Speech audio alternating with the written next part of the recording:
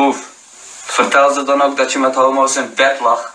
En dat je ze wou afpersen, maar dat je daarvoor vast zat. Waarom vertel je dat niet? En je kan niet zeggen dat je niet geadopteerd bent, dat is wel zo. Ten derde, je OV op de toko is mislukt. Je Lidl OV is mislukt.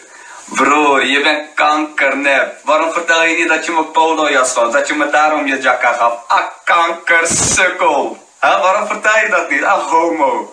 Ah, flikker. Fucking 60 kilo. Vriend, je rookt te veel, vriend. Je rookt te veel, man.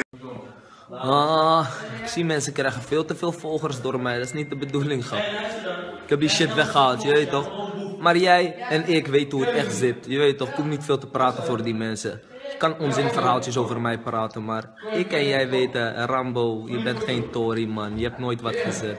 Wij zetten die oefoes, ja. Wij zetten die. Ook al ben ik gepakt voor een oefoe, maakt niet uit. Wij zetten ze. Wat deed jij? Waar was jij? Waar? Je bent een bladder, grap. Een bladder. Goed dat Nederland dit nu ook weet, je weet toch? Deze voor jou.